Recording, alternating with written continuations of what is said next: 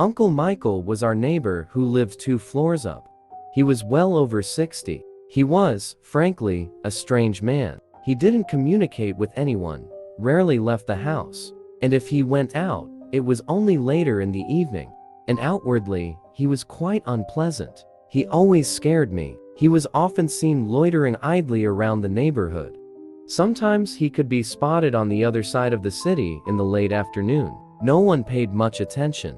But Uncle Michael himself gave the impression of not being the kindest and most pleasant person. One day, my younger brother and I were sitting in the kitchen and chatting about everything, and he let slip that once when they were walking with friends, the same neighbor came up to them and asked him to help him with something.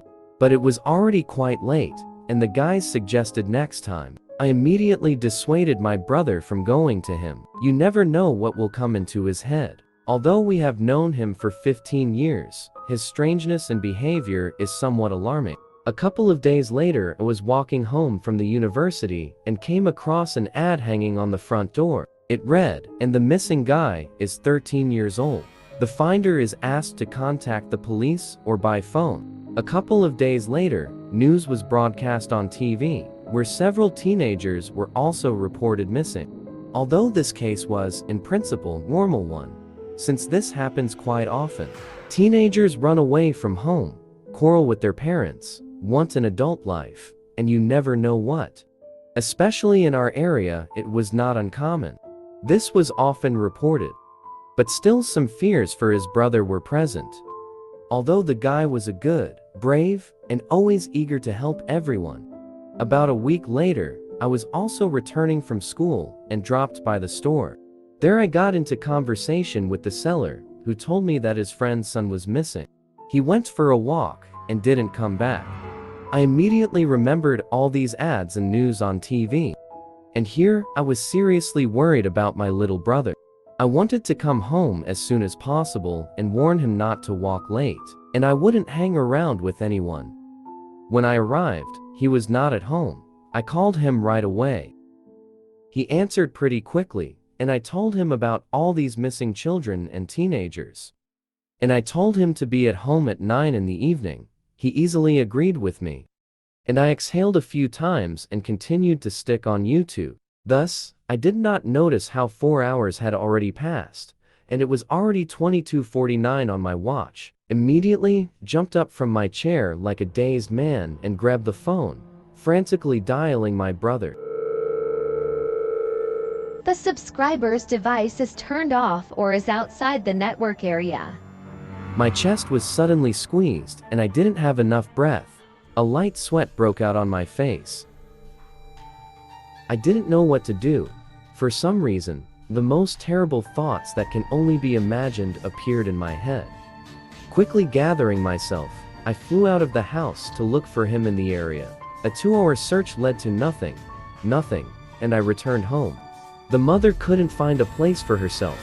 Calls to the police were also useless, since in such cases, they always say to wait up to 3 days. They say the guy ran away, and as soon as he gets hungry, he will run home. This option didn't suit me, but we didn't have a choice either. Then I remembered that I have the phone number of his friend with whom he often walks together. I called him, and he was very surprised that my brother is still not at home. But when he said that Uncle Michael came up to them on the street closer to 9 o'clock in the evening and asked to help him at his house, a lump in my throat sharply took my breath away.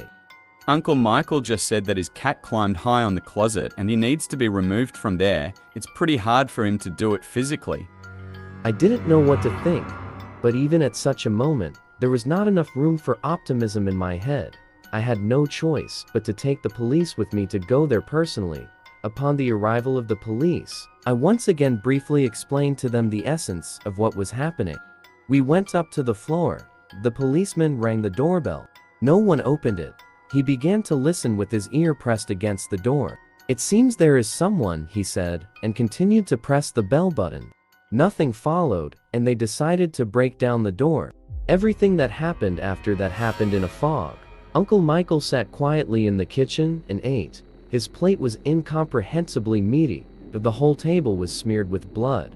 The police immediately tied up my neighbor, handcuffed him. When asked what happened here, He only smiled while chewing the remains of his meal. There was a terrible smell in the apartment. The smell of rotten meat. The source was a refrigerator that stood half a meter away from us, from under which red streaks oozed out. One of the policemen opened it. I didn't see what was in it, but the policeman almost threw up on the floor. He turned pale all over and confusion was considered in his eyes. He was in real shock. Take him away.